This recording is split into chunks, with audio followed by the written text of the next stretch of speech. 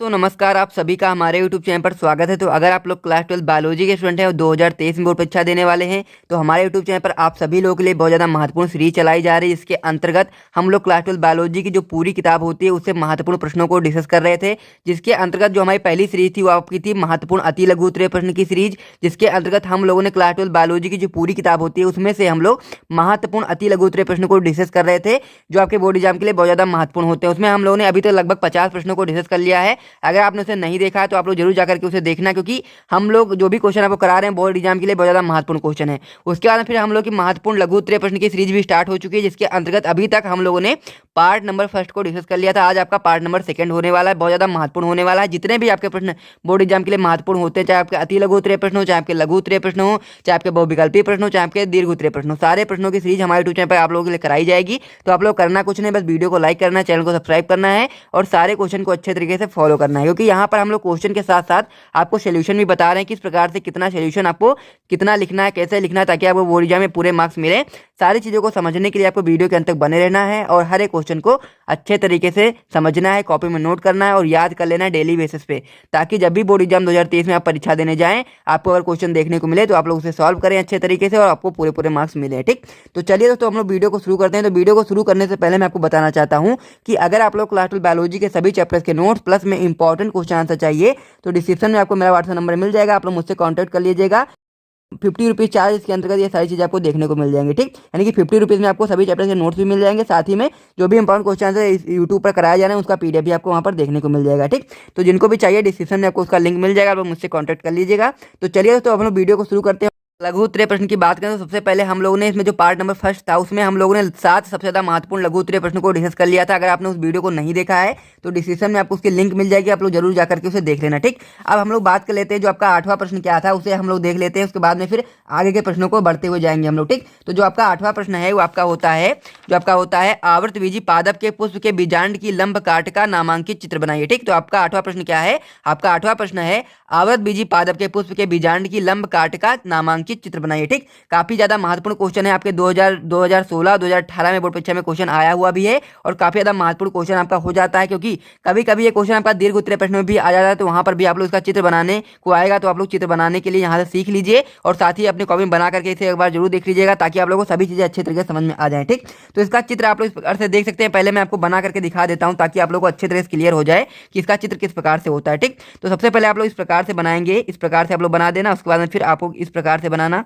उसके बाद में फिर आप इस प्रकार से बनाएंगे और इस प्रकार से आप यहाँ से आप लोग इस प्रकार से बनाएंगे और ये आपका जो चित्र होता है, ये आपका बीजांड का जो चित्र होता है वो पूरे कंप्लीट हो चुका है। जिसमें अब हम लोग को क्या करना है, नीचे ये आपका जो होता है ये भ्रूणकोश होता है। भ्रूणकोश में आपकी 3 कोशिकाएं ऊपर होती हैं और 3 ही कोशिकाएं नीचे होती हैं, जिसमें एक बड़ी कोशिका होती है जिसे हम लोग अंड कोशिका कहते हैं और एक बीच में कोशिका होती है जिसमें 2 केंद्रक होते हैं जो आपकी द्वितीयक कोशिका होती है। ठीक, तो इस प्रकार से आप लोग समझ गए होंगे ये जो क्या होता है, ये जो दोनों पार्ट होते हैं इसको हम लोग क्या कहते हैं, इसको हम लोग अध्यावरण कहते हैं। ये जो आपका होता है इसे हम लोग निभाग कहते हैं। ये 3 ऊपर की जो कोशिकाएं होती हैं इसे हम लोग क्या कहते हैं, इसे हम प्रथम कोशिका कहते हैं। और जो नीचे के जो 2 कोशिकाएं होती है अगल बगल की उसे हम लोग क्या कहते हैं, सहायक कोशिका कहते हैं।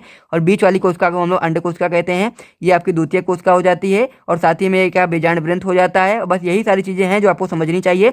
और ये जो आपका होता है इसे हम लोग बीजांड द्वार कहते हैं। ठीक, ये बीजांड द्वार, इधर निभाग। तो इस प्रकार से आप लोग समझ गए होंगे कि किस प्रकार से आपको चित्र को बनाना है, बहुत ही सिंपल सा चित्र है। अब यहाँ पर आप लोग देख लीजिए, यहाँ पर क्या क्या चीजें लिखनी है आप लोग बस समझ जाएंगे और आपका क्वेश्चन जो होगा पूरी तरह से कंप्लीट हो जाएगा। ठीक, तो आप लोग यहाँ पर देख पा रहे होंगे कि जो ऊपर की जो 3 कोशिकाएं होती है हम लोग प्रथम कोशिका कहते हैं और इधर वाला जो पार्ट होता है इसे हम लोग निभाग कहते हैं। निभाग के जो अपोजिट साइड होती है उसे हम लोग बीजांड द्वार कहते हैं। और जो नीचे जो 3 कोशिकाएं उपस्थित होती है उसमें अगल बगल की जो कोशिकाएं होती है उसे सहायक कोशिका कहते हैं और जो बीच की कोशिका होती है उसे हम लोग अंड कोशिका कहते हैं। ठीक, ये आपका जो बीच में यहाँ पर जो कोशिका उपस्थित है इसे हम लोग ध्रुवीय कोशिका कहते हैं, इसमें 2 केंद्रक होते हैं। और ये जो आपका पार्ट होता है इसे हम लोग अध्यावरण कहते हैं और नीचे का जो पार्ट होता है इसे हम लोग बीजांड वृंत कहते हैं। ठीक, तो आप लोग समझ गए होंगे कि जो आपका बीजांड होता है उसका चित्र किस प्रकार से आपको बनाना है। तो आप लोग समझ गए होंगे, इसे आप लोग जल्दी से नोट कर लीजिए, बना लीजिए, फिर हम लोग अगले क्वेश्चन की ओर बढ़ते हैं।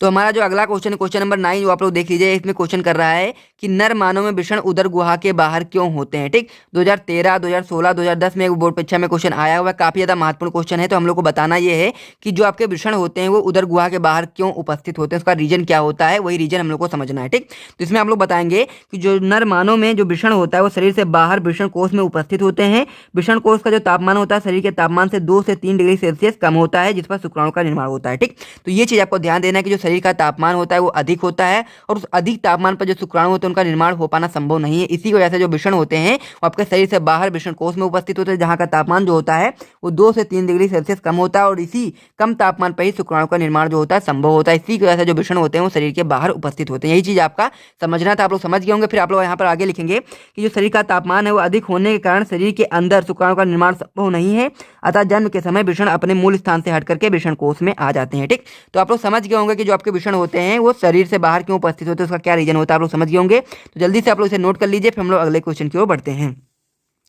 तो हमारा जो अगला क्वेश्चन है क्वेश्चन नंबर 10 है, जो आपका होता है निम्नलिखित के कार्य बताइए। एनसीईआरटी का क्वेश्चन है, 2011 और 16 में आपकी बोर्ड परीक्षा में आया हुई है, तो इसलिए क्वेश्चन बहुत ज़्यादा महत्वपूर्ण हो जाता है, क्योंकि जो एनसीईआरटी क्वेश्चन होते हैं बहुत ज़्यादा महत्वपूर्ण होते हैं। अगर आपकी बोर्ड एग्जाम में आया हुआ है तो और भी महत्वपूर्ण हो जाता है। ठीक, तो इसे आप लोग क्वेश्चन को नोट कर लीजिए, फिर हम लोग आंसर को देखते हैं कि पीत पिंड क्या होता है और अग्रपिंड क्या होता है, यानी कि पीत पिंड और अग्रपिंडक क्या होता है उसे हम लोग समझते हैं। तो इसे आप लोग नोट कर लीजिए पहले क्वेश्चन को।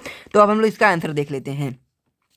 तो आंसर में सबसे पहले आप लोग बताएंगे कि पीत पिंड क्या होता है। तो आप लोग बताएंगे कि यह ग्राफियन पुटका के फटने के पश्चात बनी एक ग्रांथिल रचना है, यानी कि जो ग्राफियन पुटका होती है वो फटती है तो उसके पश्चात एक जो रचना बनती है उसे हम लोग ग्रांथिल रचना जो होती है वो आपकी पिंड होती है, पीत पिंड होती है। ठीक, जिससे क्या होता है प्रोजेस्टेरॉन, एस्ट्रोजन, रिलैक्सिन आदि हार्मोन का क्या होता है श्रावण होता है। ठीक, ये चीज़ आपको अच्छे से ध्यान देना है कि जब ग्राफियन पुटका होती है जब वो फटती है तो उससे क्या होता है एक ग्रांथिल रचना बनती है जिसे हम लोग पीत पिंड कहते हैं, जिससे आपका प्रोजेस्टेरॉन, एस्ट्रोजन, रिलैक्सिन आदि हार्मोन का श्रावण होता है। जो आपका प्रोजेस्टेरॉन जो हार्मोन होता है भ्रूण के आरोपण तथा अपरा के निर्माण में सहायक होता है। ठीक, तो ये सारी चीजें जो होती हैं वो पीत पिंड के बारे में होती है। तो आप लोग इसे जल्दी से नोट कर लीजिए, फिर हम लोग अग्रपिंडक के बारे में समझते हैं।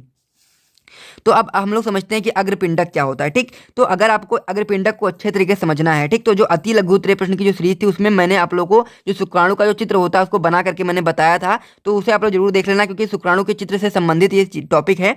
तो यहाँ पर लोग लिखेंगे इसमें अग्रपिंडक में कि शुक्राणु के शीर्ष पर गाल्जी काय से बनी टोपी हृदय संरचना को हम लोग अग्रपिंडक कहते हैं, और इससे मुक्त होने वाले एंजाइम जो होते हैं वो अंडाणु के रक्षात्मक आवरण का अपघटन करते हैं, और साथ ही में जिसके फलस्वरूप जो शुक्राणु होता है वो अंडाणु में प्रवेश कर जाता है। ठीक, तो ये चीज़ आपको समझ में आ गया होगा कि जो अग्रपिंडक होता है वो क्या होता है। ठीक, तो इसे आप लोग जल्दी से नोट कर लीजिए, फिर हम लोग अगले क्वेश्चन की ओर बढ़ते हैं।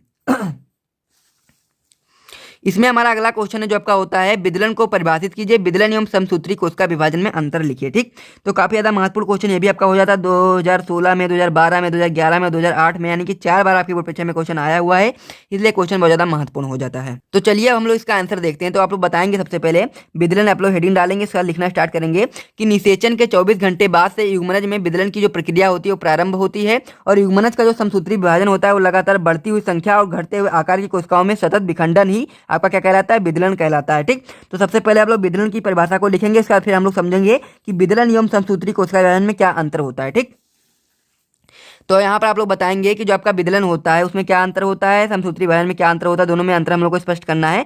तो आप लोग बताएंगे जो विदलन होता है वो युग्मनज में होता है। ठीक, तो ये चीज़ आप लोग यहाँ पर लिखेंगे। इसके बाद समसूत्री विभाजन में पहला पॉइंट होता है आपका यह जो होता है वो दैहिक कोशिकाओं में होता है, यानी कि आप लोग बता सकते हैं कि जो विदलन होता है युग्मनज में होता है और जो समसूत्री विभाजन होता है आपका दैहिक कोशिकाओं में होता है। ठीक, इसमें दूसरा पॉइंट आपका होता है इसमें अंतरावस्थी छोटी होती है, यानी कि आप लोग बता सकते हैं कि जो विदलन होता है इसमें जो अंतरावस्था होती है छोटी होती है, वहीं पर अगर समसूत्री विभाजन की बात करें तो इसमें जो अंतरावस्था होती है वो लंबी होती है। ठीक, तो इसे नोट कर लीजिए। तीसरा पॉइंट इसमें आप लोग बताएंगे कि इसमें अंतरावस्था में केवल डीएनए का संश्लेषण होता है, तो इसलिए आप लोग इसे नोट कर लेंगे। और जब समसूत्री विभाजन की बात करें तो इसमें अंतरावस्था में डीएनए और कोशिका द्रव्य दोनों का संश्लेषण होता है। ठीक, तो इसे भी आप लोग नोट कर लीजिए। कि चौथा पॉइंट आप लोग इसमें बताएंगे कि अंतरावस्था में कोशिका वृद्धि नहीं होती, यानी कि जो अंतरावस्था होता है इसमें कोशिका की वृद्धि नहीं होती विदलन में। ठीक, और वहीं पर हम समसूत्री विभाजन की बात करें तो अंतरावस्था में कोशिका वृद्धि होती है। ठीक, तो 4 पॉइंट आपके क्लियर हो चुके होंगे। हम लोग 5वें पॉइंट की बात कर लेते हैं। इसमें आपका 5वां पॉइंट है भ्रूण के आकार में वृद्धि नहीं होती है या युग्मनज के आकार का ही बना रहता है, यानी कि जो भ्रूण होता है जो विदलन होता है उसमें क्या होता है भ्रूण के आकार में वृद्धि नहीं होती है, युग्मनज के आकार का ही बना रहता है। वहीं पर हम समसूत्री विभाजन की बात करें तो इसमें क्या होता है कोशिकाओं की संख्या में वृद्धि के साथ साथ आकार में भी वृद्धि होती है। ठीक, तो इस प्रकार से आप लोग बता सकते हैं कि युग्मनज और समसूत्री विभाजन में क्या अंतर होता है। तो आप लोग समझ गए होंगे, तो इसे आप लोग जल्दी से नोट कर लीजिए, फिर हम लोग अगले क्वेश्चन की ओर बढ़ते हैं। तो इतना आप लोग नोट कर लीजिए। तो हम लोग बात कर लेते हैं अगले क्वेश्चन की। तो हमारा अगला क्वेश्चन क्या है उसे आप लोग देख लीजिए। तो हमारा अगला क्वेश्चन जो आपका होता है प्रथम स्तन या फिर कोलेस्ट्रम किसे कहते हैं। काफी ज्यादा महत्वपूर्ण क्वेश्चन आपका हो जाता है क्योंकि आपका एनसीईआरटी का क्वेश्चन है और साथ ही में आपके बोर्ड एग्जाम 2019 में पूछा भी गया है। ठीक, तो आप लोग क्या बताएंगे कि कोलेस्ट्रम यानी कि प्रथम स्तन में किसे कहते हैं। आप लोग इसका आंसर लिखेंगे कि दूध श्रावण के आरंभिक कुछ दिनों में स्रावित दूध को प्रथम स्तन या फिर खीस कहते हैं। ये चीज आपको अच्छे से ध्यान देना है कि दूध श्रावण का जब आरंभ होता है तो उसके जो कुछ दिनों में जो स्रावित दूध होता है उसे हम लोग क्या कहते हैं, प्रथम स्तन या फिर खीस कहते हैं। इसमें कई प्रकार के प्रतिरक्षी तत्व समाहित होते हैं, यानी कि जो प्रथम स्तन होता है उसमें क्या होता है, कई प्रकार के प्रतिरक्षी तंत्र समाहित होते हैं, तत्व समाहित होते हैं जो नवजात शिशु में प्रतिरोधी क्षमता उत्पन्न करने के लिए आवश्यक होते हैं। ठीक, तो इतना आप लोग नोट कर लीजिए, फिर हम लोग आगे बढ़ते हैं। इसमें आप लोग आगे बताएंगे कि यही कारण है कि जो डॉक्टर होते हैं वो एक स्वस्थ शिशु की समुचित वृद्धि एवं विकास के लिए प्रसव के बाद जो आरंभ में जो कुछ माह तक जो शिशु को स्तनपान कराने की सलाह देते हैं। ठीक, तो इस प्रकार से आप लोग नोट कर सकते हैं कि जो आपका प्रथम स्तन होता है वो बहुत ज्यादा महत्वपूर्ण होता है, इसीलिए आप लोग इसे अच्छे से नोट कर लीजिए। फिर हम लोग अगले क्वेश्चन की ओर बढ़ते हैं। अगला जो क्वेश्चन है ये भी काफी ज्यादा महत्वपूर्ण क्वेश्चन हो जाता है। आप लोग बताएंगे इसमें क्या क्वेश्चन कह रहा है आपसे कि मानव अंडाणु का नामांकित चित्र बनाइए। ठीक, तो किस प्रकार से आपको चित्र बनाना आप लोग देख सकते हैं, इस प्रकार से आप लोग अपनी कॉपी में चित्र बना सकते हैं। ये भी इंपॉर्टेंट क्वेश्चन है क्योंकि आपके बोर्ड एग्जाम में आया हुआ भी प्रश्न है और आपसे पूछा भी जा सकता है। और साथ ही में आपका ये लघु उत्तर के साथ साथ दीर्घ में भी कभी कभी क्वेश्चन आ जाता है, तो वहाँ पर भी आपको चित्र बनाने के लिए पूछेगा और साथ ही में लिखने के लिए भी कहेगा, तो आप लोग चित्र यहाँ से बना सकते हैं। उसके बाद फिर जब हम लोग दीर्घ उत्तरीय प्रश्न करेंगे तो उसमें आप लोग पूरी तरीके से समझेंगे कि क्या क्या चीजें होती हैं। ठीक, तो इस प्रकार से आप लोग चित्र बनाएंगे जिसमें आपका जो ये वाला पार्ट होता है हम लोग पीतक कला कहते हैं। यहाँ पर जो बीच में होता है हम लोग केंद्रक कहते हैं। ये आपका जोना पेलिडोसिडा होती है वाली जो परत होती है, इसके जो ऊपर वाली जो परत होती है इस प्रकार से आप लोग देख पाएंगे रेड कलर से जो बनी हुई इसे हम लोग कोरोना रेडिएटा कहते हैं। ये जो आपका बीच में होता है हम लोग कोशिका द्रव्य कहते हैं और साथ ही में आपका क्या होता है, जोना पेलिडोसिडा होता है। ठीक, तो इसी प्रकार से आपको मानव अंडाणु का चित्र बनाना है, इसे आप लोग नोट कर लीजिए। फिर हम लोग अगले क्वेश्चन की ओर बढ़ते हैं। इसमें जो हमारा अगला क्वेश्चन है बहुत ज्यादा महत्वपूर्ण क्वेश्चन हो जाता है, जो आपका होता है अपरा तथा इसके संबंधित हार्मोन पर टिप्पणी लिखिए। 2011 में, 13 में, 2020 में, 2014 में, 2010 में, यानी कि कह सकते हैं 5-6 बार आपकी बोर्ड परीक्षा में क्वेश्चन आया हुआ, काफी ज्यादा महत्वपूर्ण होता है।